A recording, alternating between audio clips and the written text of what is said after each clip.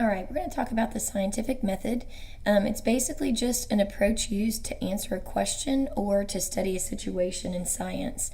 And it's a way that we do research and also a way that we are able to verify the work of other scientists. So I'm going to take you through a scenario to teach you the scientific method. This should just be a review. So basically, your paper needs to look like mine, and you are going to basically do this little activity with me and bring it back to class with you tomorrow. All right, so the first thing is we have to study a problem. So we said that the scientific method was what we use to answer a question or to study a problem. And the problem today that we're having as our example is Farmer Brown has noticed, he's made the observations that his crops look very unhealthy. They are smaller than normal.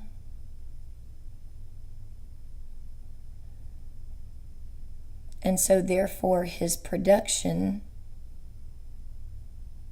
is decreasing. Now farmers live off the land, and so he's having to make a living off of his corn crops that are not doing very well. So in looking at his plants, he's noticed the coloring of the plant, the size of the plant, and just the robust nature is lacking in his plants. And he does know that plants use nutrients in the soil in order to maximize their growth. Things like nitrogen and phosphorus and things that are in the soil that help plants and encourage them to grow. So the first thing he's going to do after making those observations is to form a hypothesis. And remember what a hypothesis is. It's just basically an explanation for what has been observed, and it also kind of introduced a suggested, way to solve it. So we're going to use this: if Farmer Brown uses fertilizer, then his crop will grow because fertilizer contains nutrients. All right, we're looking here at 3 keywords, and I want you to highlight them: if, then, and because. So this is a hypothesis, is an educated guess. So this is his guess at this point. If he uses the fertilizer, then his crop will grow because that fertilizer contains nutrients. So now it's time to perform the experiment.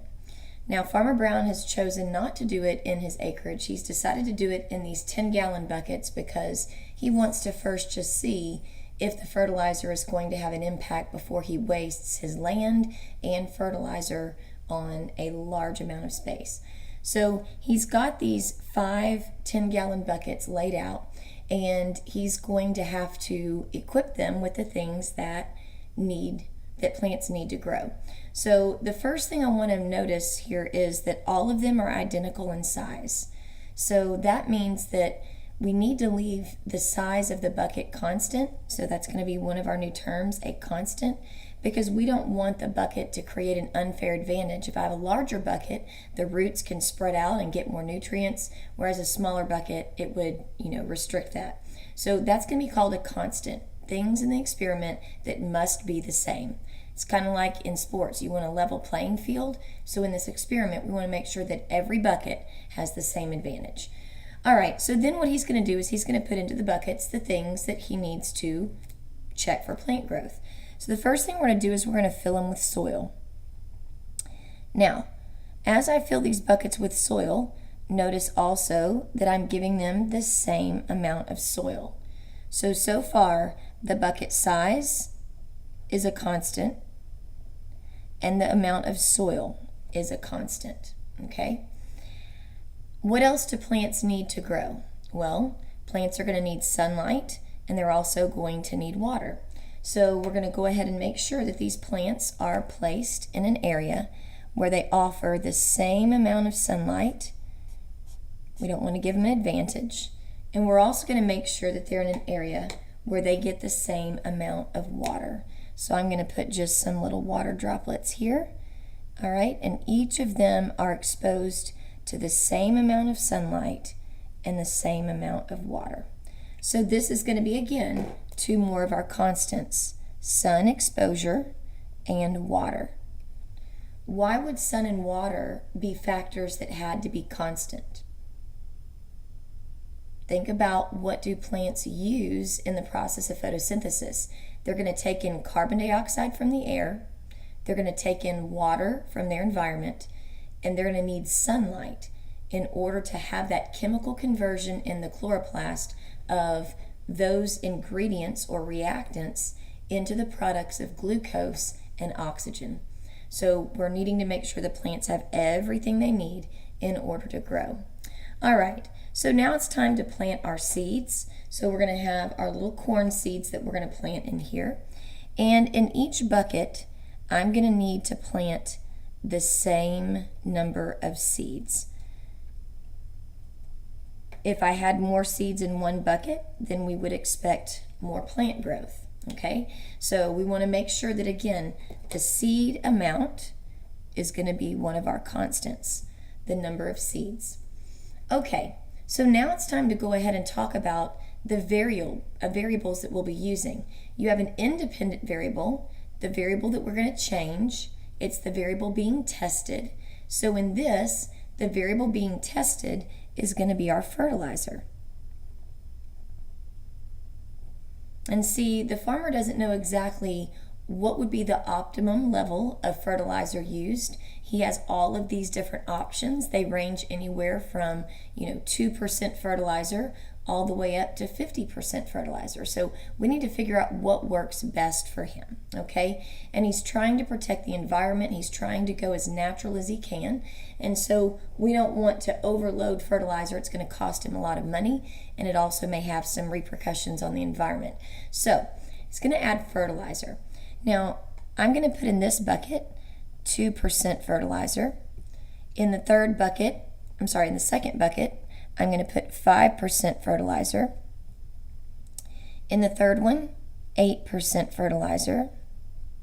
In the fourth one, 11% fertilizer. What do you think I'm going to put in the last bucket? If you said 14, you're not correct. This last bucket has to have 0% fertilizer. This is called our control. This is our standard comparison group. That means that for this bucket right here, I'm going to treat it like all of his crops have already been treated. No fertilizer, but providing them with the sun and the water to grow. In other words, if we don't have a comparison group, how do we even know that the fertilizer is working? So this would be without fertilizer, and these would all have the fertilizer placed in them. All right, so this is called the independent variable, right? The thing that we're changing. 2, 5, 8, and 11. This would be our control. This is the standard comparison group. Have to be in every single experiment.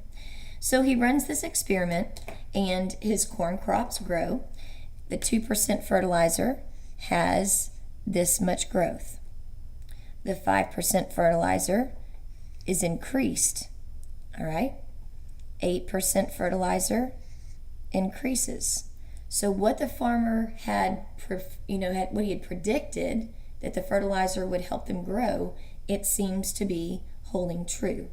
And then here's the 11, a little bit higher than the 8%, but not too much. So we see exponential growth here, but then between 8 and 11, really not a whole lot of growth.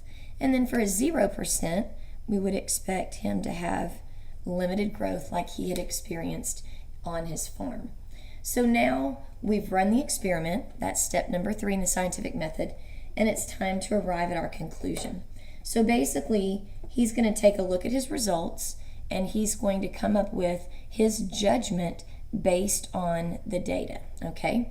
So first of all, does the data, the growth, support his hypothesis? the answer is yes. It does support the hypothesis, so it would be accepted, okay? If not, he would go back to the drawing board and try to come up with another experiment that would satisfy his problem. All right, now the dependent variable is something we need to talk about here. It is the variable that responds and is measured. So we would, as scientists, have some qualitative data, like we can see that these plants look very healthy and that they are growing in size, but we need some quantitative data that we can actually measure, right? So what I would do is I would have to take some ruler or tool of measurement, and I would need to measure the centimeters of growth for each one. Remember, in science we use the metric system, so you would never use inches or feet, you would use centimeters or millimeters. So basically he would say, okay, this plant had a growth of 3 centimeters. In the 5% container, we had a growth of 5 centimeters. In the 8%, we had a growth of 9 centimeters. And in the 11% plant, we had a growth of 10 centimeters. So what we measure is going to be the dependent variable. It's what responds. We saw that the least amount of fertilizer had the least amount of growth. So our dependent variable would be the length in centimeters of our plants. Okay? So those are the independent and the dependent variables. We have our control group, and he has arrived at the point where he can make a conclusion. So if you were a scientist and you were given this data, what would you suggest the farmer to buy? Would you suggest the farmer buy fertilizer that is 2%, 5%, 8%, or 11%? I want you guys to make your judgment. So you're going to write this right here. If I were a scientist, I would suggest that the farmer choose the bucket. We know it's going to be one of the ones with fertilizers in it, and I want you to tell me why. Okay, I want you to tell me why. All right, we're going to go ahead and meet in class tomorrow and do some discussion with this.